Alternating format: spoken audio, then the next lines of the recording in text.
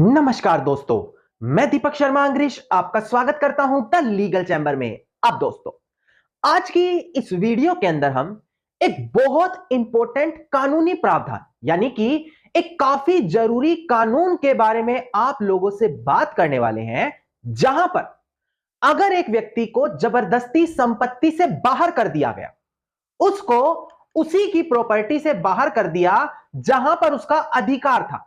और ये जो मैं कानून बात करने वाला हूं, यहां पर सबसे गौर करने वाली बात क्या है कि यहां पर सिर्फ आपको अपना अधिकार दिखाना है कि मेरा उस प्रॉपर्टी पर रहने का अधिकार है।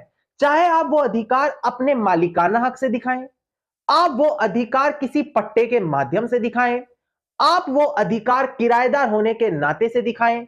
और इस अधिकार को दिखाने के बाद सिर्फ इतना दिखाना है कि आपको जबरदस्ती बाहर किया गया है, ना कोई कानूनी प्रावधान अपनाया गया, ना कोई कानूनी रास्ता अपनाया गया, और इसके बाद इस कानून का फायदा आप उठा सकेंगे।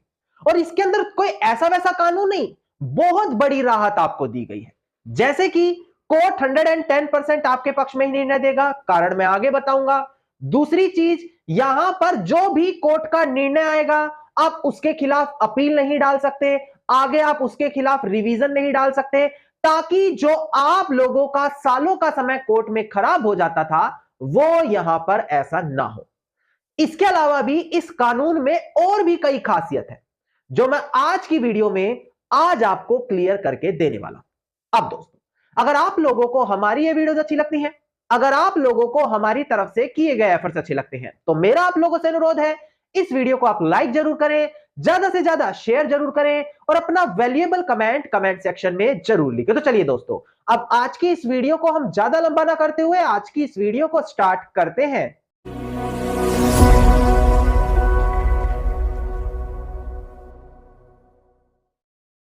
अब दोस्तों, सबसे पहले वीडियो की स्टार्टिंग में ही मैं आपको बता दूं कि आज हम बात करने वाले हैं स्पेसिफिक रिलीफ एक्ट, यानी कि विशिष्ट राहत अधिनियम साल 1963। अब इस एक्ट की खास बात क्या है दोस्तों, इस एक सिंगल कानून में, इस एक सिंगल एक्ट में आप संपत्ति पर कब्जा पाने के लिए केस कर सकते हैं, अपना मालिकाना हक साबित यानी कि टाइटल सूट के लिए केस कर सकते हैं, किसी कागज को, किसी दस्तावेज को कैंसिल करवाने के लिए केस कर सकते हैं, प्रॉपर्टी पर परमानेंट इंजंक्शन पाने के लिए केस कर सकते हैं, अगर कोई सिर्फ एग्रीमेंट कराकर रजिस्ट्री नहीं करा रहा तो इसी कानून के तहत केस कर सकते हैं। इस एक सिंगल कानून में, और ऐसा नहीं कि काफी बड़ा कानून है, छोटा सा कानून है, आपको ये सारे के सारे अधिकार मिल जाते हैं। अब इसी कानून के अंदर बात आती है सेक्शन 6 स्पेसिफिक रिलीफ एक्ट, यानी कि हम बात कर रहे हैं आज सेक्शन 6 धारा 6 of specific relief act.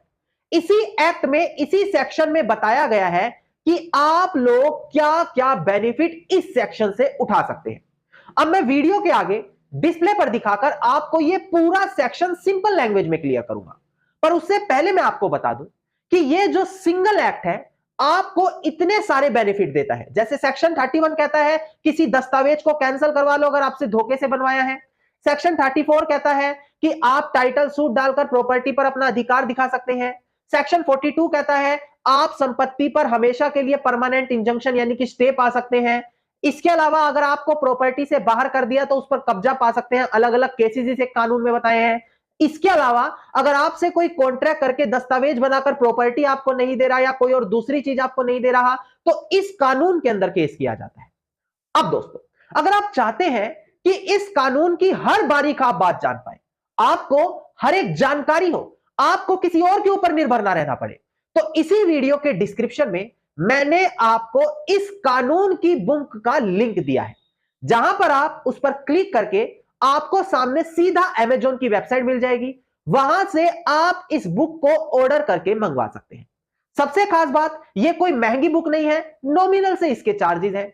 Hindi और इंग्लिश दोनों लैंग्वेज में आपको मिल जाएगी, ताकि आप अगर कहीं भी किसी कानून में अटक जाएं तो बिना किसी से पूछे खुद उस किताब को ओपन करें और उसको पढ़कर समझ जाएं कि आपके केस में होगा क्या। और आप हमारे चैनल पर रेगुलरली जुड़े रह सकते हैं ताकि इन्हीं किताबों में से जो जरूरी सेक्शंस हैं मैं आपको एक्सप्लेन कर दूं। अब डिस्प्ले पर ध्यान दें, आपको सेक्शन 6 अब दिखाई देगा। देखिएगा दोस्तों, सेक्शन 6 स्पेसिफिक रिलीफ एक्ट का कहता है suit by person dispossess of immovable property, यानी कि अगर एक व्यक्ति किसी अचल संपत्ति से बाहर कर दिया जाता है तो वो सेक्शन 6 के अंदर कोर्ट में दावा डाल सकेगा।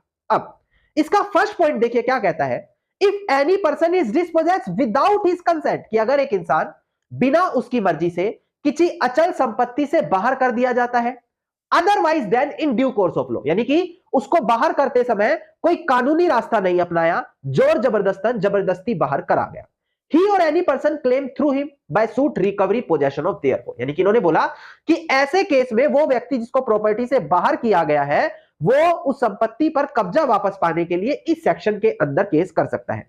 इसके अलावा सबसे बड़ी बात इन्होंने ये बोला है कि उस केस के अंदर ये नहीं देखा जाएगा कि क्या उसने यहां पर टाइटल वगैरह सेटअप अपना दिया है या नहीं दिया, मतलब कि अपने उस केस में क्या अपना जमीन पर टाइटल दिखाया है या नहीं दिखाया, बस उसको इतना दिखाना है कि उसका अधिकार बनता था, चाहे अधिकार किराएदार की हैसियत से बन रहा हो, चाहे उसको पट्टे पर जमीन मिली हो, लीज पर मिली हो उसकी हैसियत से मिला हो, चाहे उसका काफी लंबे समय से कब्जा हो जहां पर उसका प्रतिकूल कब्जे से अधिकार बना हो, उसको बस अपना अधिकार दिखाना है और इस दावे में केस कर देना है कि देखो मैं इस जमीन का मालिक था और मुझे जबरदस्ती बाहर कर दिया, अब मुझे जल्दी से जल्दी कब्जा दिलवाया जाए ना।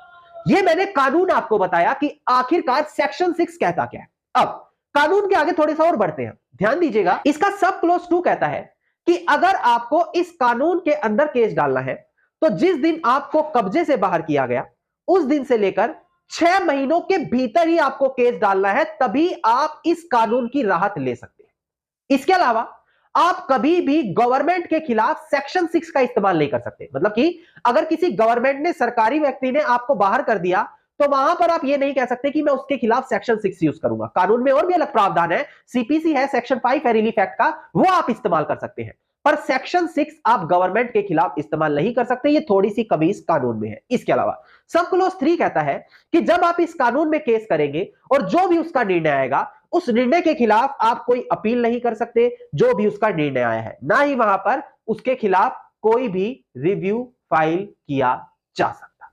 अब दोस्तों कितनी बड़ी बात की है कि ना आप अपील कर सकते, मतलब ऊंची कोर्ट में आप जाकर उस फैसले के खिलाफ केस डाल सकते, ना ही उसी कोर्ट को कह सकते हो कि दोबारा से अपने केस पर ध्यान दो, शायद आपने कोई गलती कर दी। जी नहीं, आपके हर हाथ बांध दिए गए हैं अगर एक व्यक्ति जबरदस्ती आपको प्रॉपर्टी से बाहर कर रहा है। अब इसका फायदा कैसे उठाए कानून का ये पता होना चाहिए। देखिए कई बार लोगों का कहना है कि सर उसने पुलिस के थ्रू बल का प्रयोग करके जबरदस्ती हमें बाहर कर दिया, जबकि मैं आपको बताऊं कि पुलिस को अधिकार है ही नहीं कि बिना कोर्ट के आदेश के वो किसी को प्रॉपर्टी से बाहर कर दे। कोर्ट की साफ डायरेक्शन है कि पुलिस प्रॉपर्टी डिस्प्यूट में एक्टिवली रोल प्ले नहीं करेगी कोर्ट के आदेश के बिना। अगर कोई व्यक्ति गुंडे बदमाशों के दम पर, पुलिस के दम पर कोई अप्रोच लगवाकर आपको जबरदस्ती संपत्ति से बाहर करता है, कहीं लड़ने झगड़ने नहीं जाना, एक अच्छा सा एडवोकेट पकड़ना है और सेक्शन 6 में उसके खिलाफ केस डाल देना है।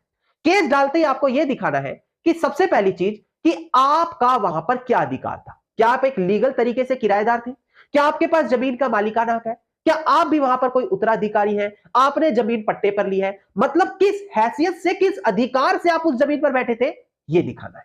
दूसरी चीज सिर्फ इतनी दिखानी है कि आपको गैर कानूनी तरीके से जमीन से बाहर किया गया। नाउ इस कानून के तहत कोर्ट जल्द से जल्द आपको जमीन का कब्जा दिलाएगी, सबसे अच्छी बात है, और उसके बाद दूसरी पार्टी को बोलेगी आपका कोई भी अधिकार बनता है आप कोर्ट में जाओ, पर आपने जो इसको गैर कानूनी तरीके से बाहर किया है इस कानून के तहत हम सबसे पहले उसको कब्जा दिलवाएंगे। नाउ दोस्तों सबसे अच्छी बात कि जब भी कोर्ट का आपके पक्ष में निर्णय आएगा उस फैसले के खिलाफ ना सामने वाली पार्टी कोई ऊपर केस में अपील डाल सकती, ना उसी कोर्ट के सामने रिव्यू डाल सकती। जो कोर्ट का टाइम खराब किया जाता था आगे कोर्ट में जा जाकर, वो चीज इस कानून में बिल्कुल अच्छी तरीके से रोक दी गई है ताकि कोई भी व्यक्ति बेवजह किसी को परेशान ना करे लंबे समय तक कोर्ट में फंसाकर।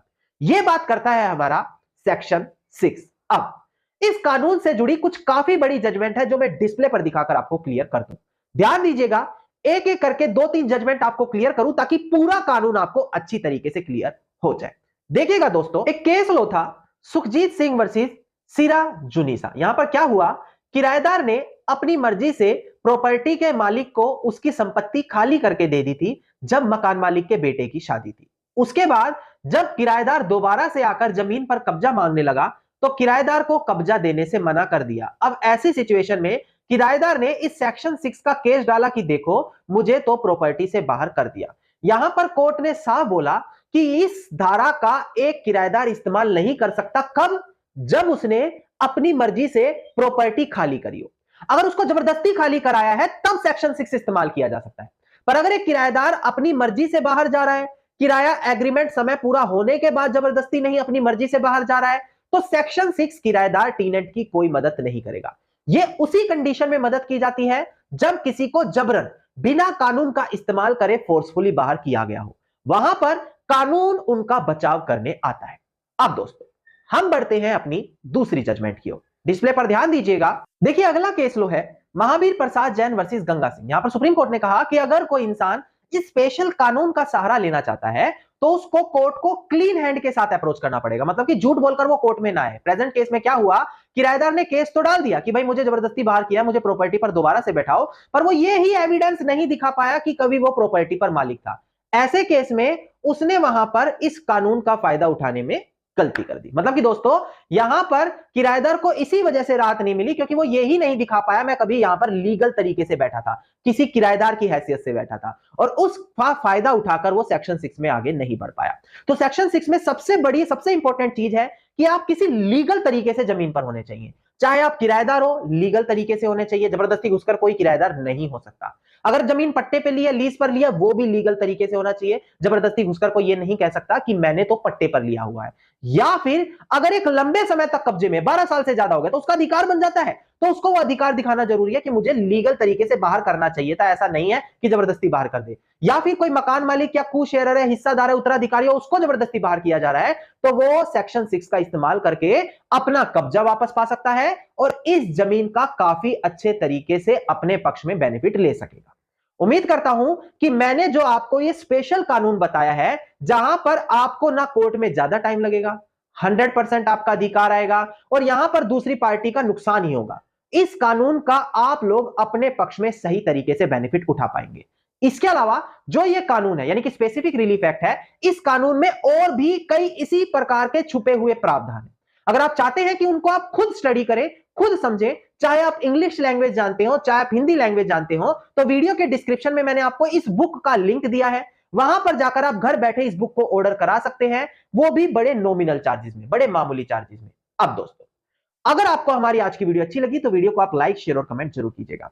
वीडियो से जुड़ा अगर आपका कोई क्वेश्चन है मुझे आप कमेंट सेक्शन में लिख सकते हैं। अगर आप चाहते हैं इस टॉपिक से जुड़ी और वीडियोस लेकर आऊं, उसका पार्ट 2 लेकर आऊं और जजमेंट लेकर आऊं, तो मुझे कमेंट सेक्शन में लिखिएगा, मैं इसका जल्द ही पार्ट 2 लेकर आ जाऊंगा। और अगर आप इसी प्रकार की इंफॉर्मेटिव वीडियोस रोजाना पाना चाहते हैं तो चैनल को तुरंत सब्सक्राइब करके नोटिफिकेशन बेल आइकन आप जरूर दबा दें।